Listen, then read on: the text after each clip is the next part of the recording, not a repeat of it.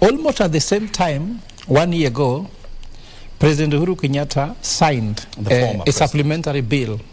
And I look at a total of 5.9 billion shillings that went to drought. And the measures was one that around 1.4 billion was supposed to go into Meat Service Commission to buy the livestock which will have died. That was to try to do the offtake program. Yeah, the offtake program. Then also 1.2 billion was given to Ministries of Devolution to help in the county level. Then also there was around 2.4 billion shillings that went to the social protection for families, and then 0.9 billion went to the State Department for arid and semi-arid to try to solve. Say a total of 5.9 billion shillings was signed. So maybe if the president signed, the current president William Ruto signed 10 billion going there, could have been nice to know what went to do what. Because if we are giving some money for the offtake, we are reducing these people who are losing livestock. So the loss will actually reduce. Maybe there we may not score the government highly, because if they did that initiative, we could have reduced the losses of this cattle, because some of these people, this is their livelihood. They find it very difficult to sell a cow. In fact, even if running a cow is so hard, they find it very hard to do that. So we are looking at how is the government putting this in place. Then, O'Brien, truth be said, as a governing aspect, you know, there's something about government that maybe is good for our viewers to know. You know, government is always seen not to be efficient. And this is not about Kenyan government, all of them. The government was not born to be efficient. The government is not meant to be efficient, and they are never efficient. The government looks for more being functional.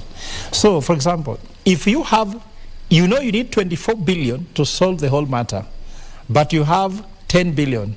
Some people want to be able to say, why don't I wait and get another 14 billion to solve this problem once and for all, rather than spending 10 billion, which will not work, then every day. For example, President Uhuru Kenyatta last year signed 5.9 billion.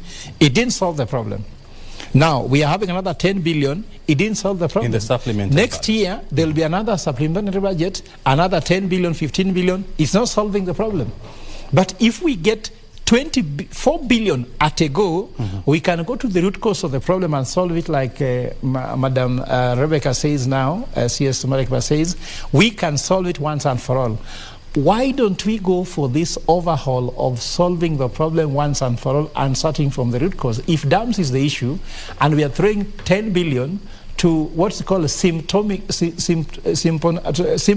solutions, why are you not going to sort the root cause?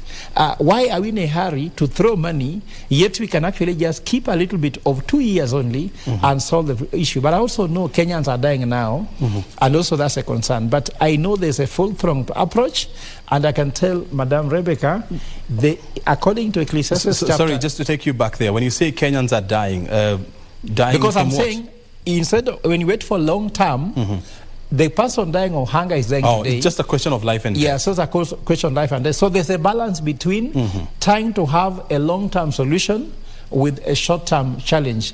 And I can tell you, Madam Rebecca, I see government like doing benchmarking.